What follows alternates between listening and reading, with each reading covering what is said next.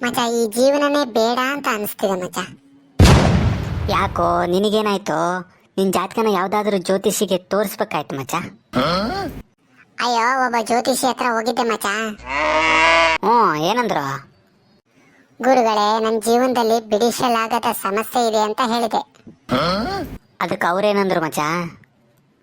ಕೈ ತೋರ್ಸು, ನಿನ್ ರೇಖೆ ನೋಡಿ ಭವಿಷ್ಯ ಹೇಳ್ತೀನಿ ಅಂತ ಹೇಳಿದ್ರು. ಮುಂದೇನಾಯ್ತು ಮಚ್ಚ? ನಾನು ಕೈ ತೋರಿಸಿದೆ. ಅವಾಗ ರೇಖೆಗಳೆಲ್ಲ ಅಳಿಸಿ ಹೋಗಿದೆಯಲ್ಲಪ್ಪ ಅಂತ ಹೇಳಿದ್ರು.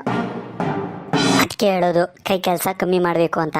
ಅದೆಲ್ಲೆಲ್ಲಿ ಕರ್ಕೊಂಡಿದ್ಯೋ? ಅಯ್ಯೋ ಪಾಪಿ, ಪೂರ್ತಿ ಕೇಳು. ಹೇಳು ಹೇಳು ಮಚ್ಚ.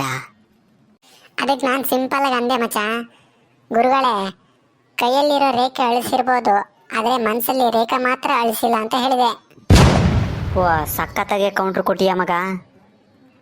ಅದಕ್ಕೆ ಆ ಜ್ಯೋತಿಷನ ಕೌಂಟ್ರ್ ಮೇಲೆ ಕೌಂಟ್ರ್ ಕೊಟ್ಟ ಮಗ. ಏನಂತ?